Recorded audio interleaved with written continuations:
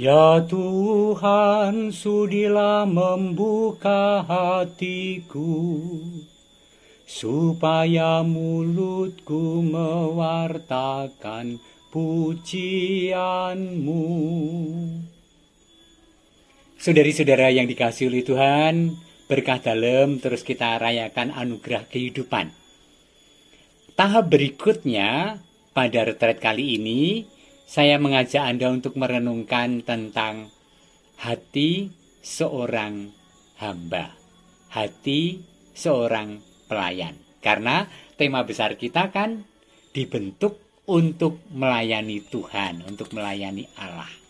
Maka hati yang seperti apa seorang pelayan itu memiliki? Ku tak mendamba apapun juga saat ku hadir ke dunia. Ku tinggal semua pada akhirnya saat ku kembali ke surga. Inilah yang ku punya, hati sebagai hamba yang mau taat dan setia padamu Bapa, kemanapun ku bawa. Hati yang menyembah dalam roh dan kehidupan sampai selamanya. Hati sebagai hamba. Nah, saudari-saudara, pelayanan itu berawal dari pikiran. Sesungguhnya menjadi seorang pelayan itu membutuhkan pertama-tama mindset kita yang kita ubah. Allah tidak tertarik pada apa yang kita kerjakan, tetapi lebih tertarik mengapa saya melakukan itu. Motivasi dari dalam diri. Tentu saja kita berharap pada hasil. Tentu saja kita akan teliti pada proses untuk menjadi pelayan, untuk melayani. Tetapi lebih dari itu adalah hati yang melayani. Ada 5 pikir yang mesti kita hayati sebagai seorang pelayan. Dan itu diantaranya para pelayan lebih banyak memikirkan orang lain daripada diri mereka sendiri.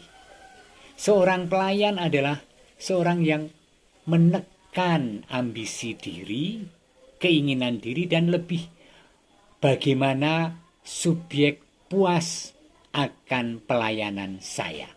Jadi subjeknya bukan diri sendiri, tetapi mereka yang saya layani.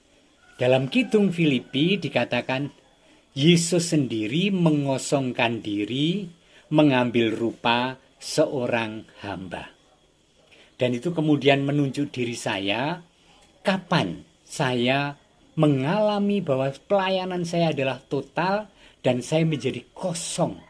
Tidak membanggakan, tidak ingin dikenal, tidak ingin dimasyurkan, tidak ingin dipuji. Tetapi mengosongkan diri. Bagaimana saya merasa penuh kalau saya menjadi seorang pelayan? Mungkinkah itu? Banyak di antara kita sering menyebut sebagai pelayanan, tetapi sesungguhnya melayani diri sendiri.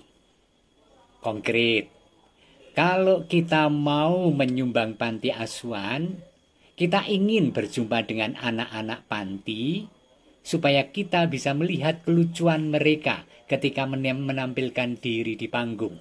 Atau melihat supaya hati kita tersentuh dan terenyuh dari cara mereka tampil, dari cerita mereka, latar belakang mereka. Kita bisa mengukur kualitas pelayanan kita, totalitas pelayanan kita dari respon orang lain yang kita layani.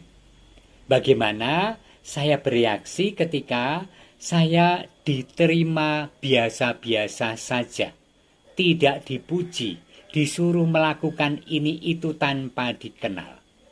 Dan Alkitab berfirman, Kalau seseorang memanfaatkanmu secara tidak adil, pakailah kesempatan itu untuk melatih kehidupan sebagai pelayan.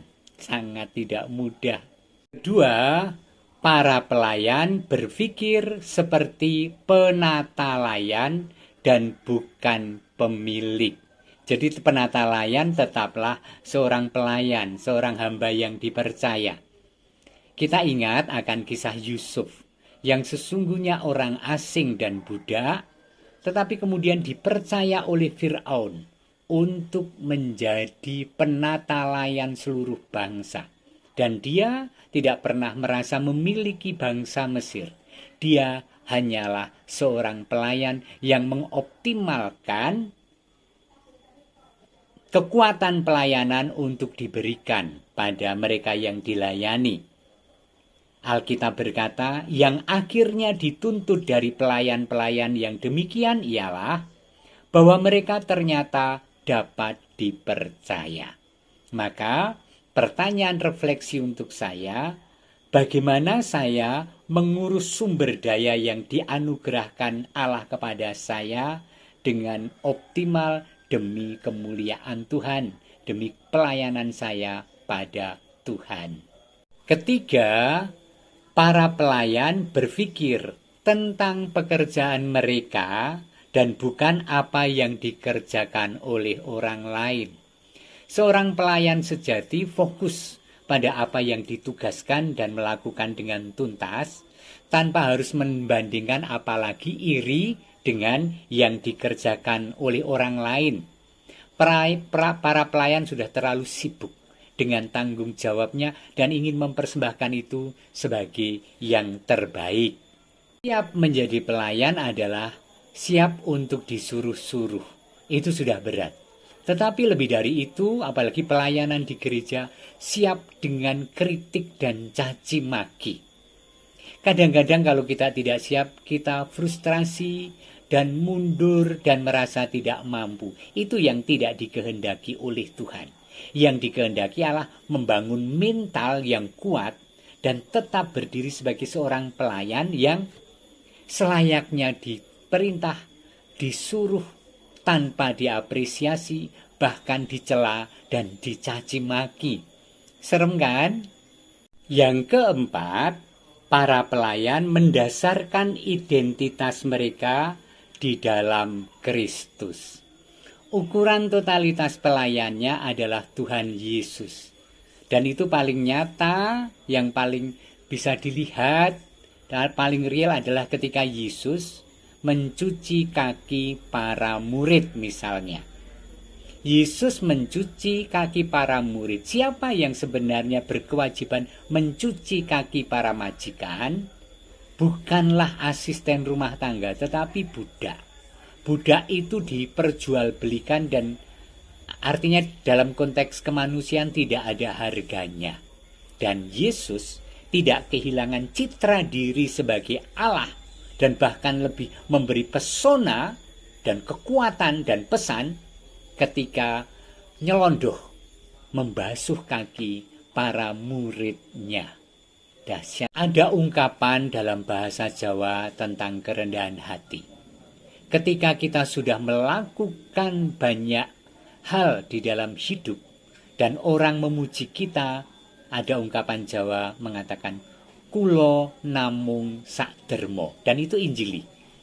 Saya hanya melakukan apa yang sewajarnya, sewajibnya saya melakukannya.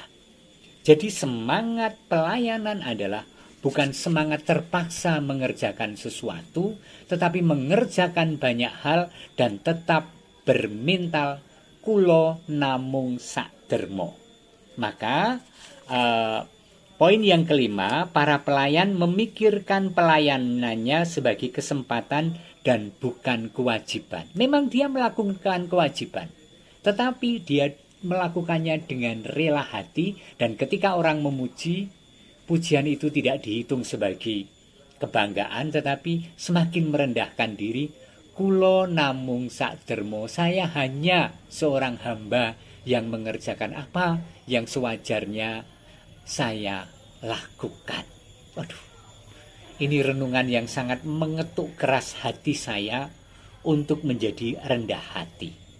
Mudah-mudahan ini juga menjadi bahan refleksi Anda bersama saya dalam retret memasuki hari terakhir ini. Yuk, Tuhan memberkati Anda dan keluarga, Bapa dan Putra dan Roh Kudus. Amin.